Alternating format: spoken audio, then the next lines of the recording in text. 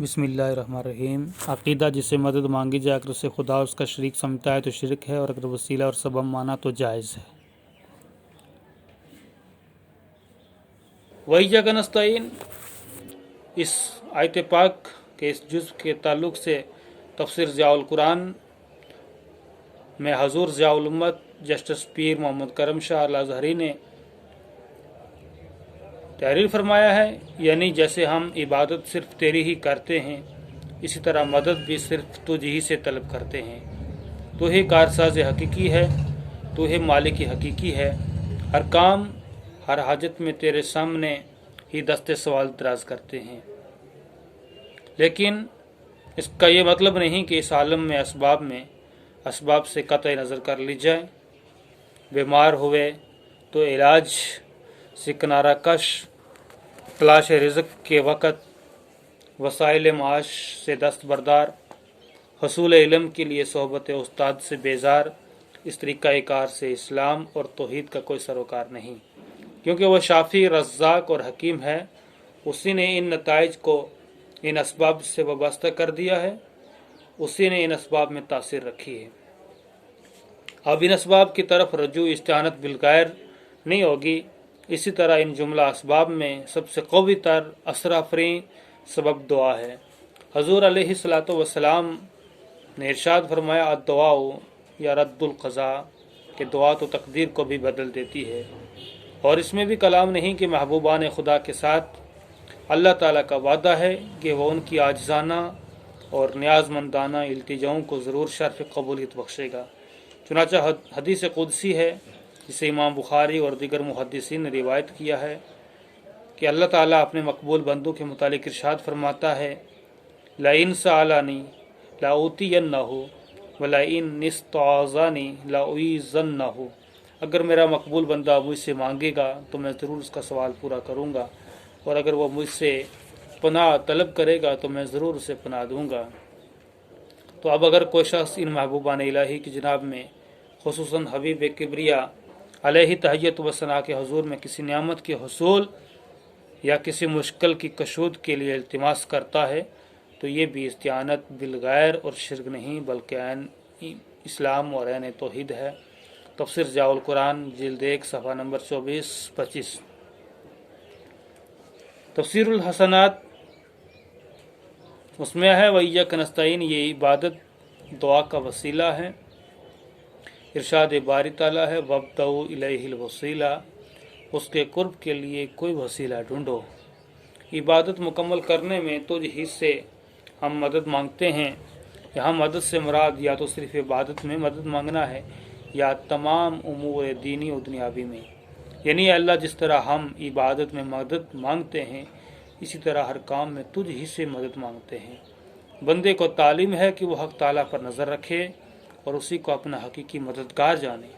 انبیاء کرام علیہم السلام اور اولیاء اعظام علیہم الرحمہ سے مدد مانگنا اور استعانت چاہنا حقیقت میں اللہ تبارک و تعالیٰ سے مدد چاہنا ہے۔ تفسیر الحسنات جلد نمبر 1 صفحہ نمبر 12۔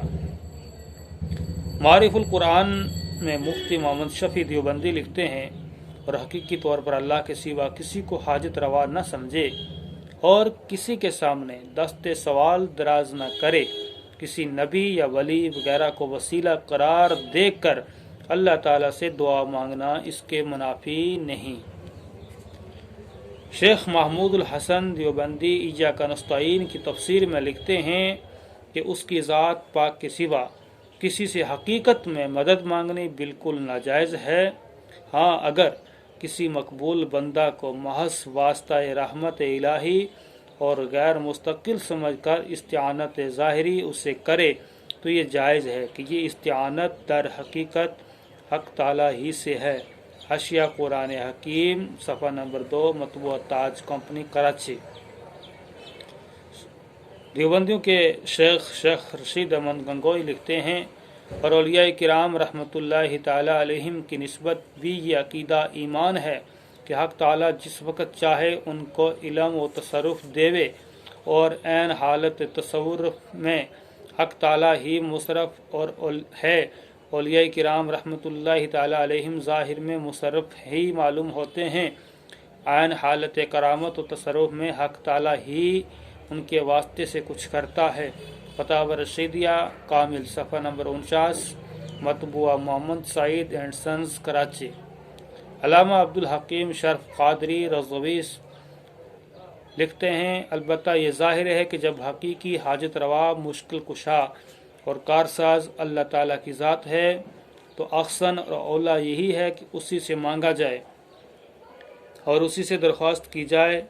अंबिया किराम अलैहिमुस्सलाम और औलिया इज़ाम रहमतुल्लाहि ताला अलैहिम का वसीला उसकी बारगाह में पेश किया जाए, क्योंकि हकीकत हकीकत है और मजाज मजाज है।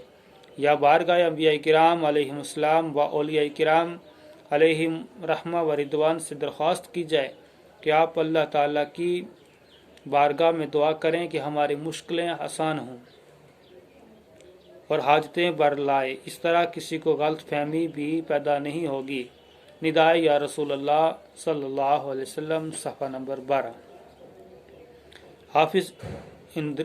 हाफिज़ इदरीस कांदेलवी लिखते हैं मारिफुल कुरान में कि इसी जगह जानना चाहिए कि गैरुल्लाह से इस्तिआनत और इस वक्त हराम है कि जब एतमाद और भरोसा उस गैर पर हो और इस गैर की इमदाद इलाही का मजहर न समझे, और अगर इल्तिफात और नज़र सिर्फ खुदा पर हो और उसके गैर को इआनत इलाहिया का महज मज़र जानकर कारखाना असबाब पर नज़र करते हुए उस गैर से ज़ाहिरी तौर पर मदद चाहे तो खिलाफ इरफान नहीं और शरीयत में भी जायज़ है।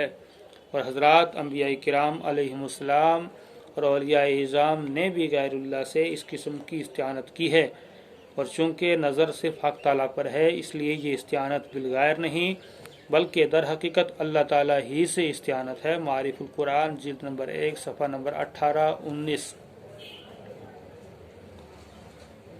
वइय्याका नस्तईन,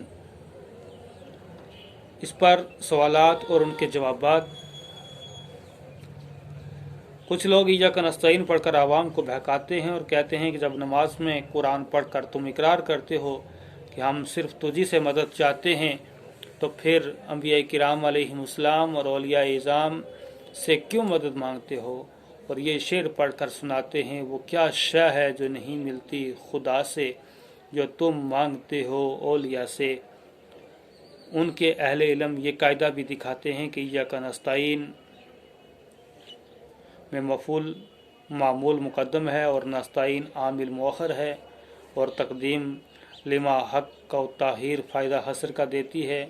तो इस आयत शरीफा से मालूम हुआ कि उस ज़ात पाक के सिवा किसी से मदद मांगनी नाजायज़ बल्कि हराम और शिरक है। इसका जवाब ये है कि हम भी इस्तिआनत अज़ गैर को शिरक कहते हैं।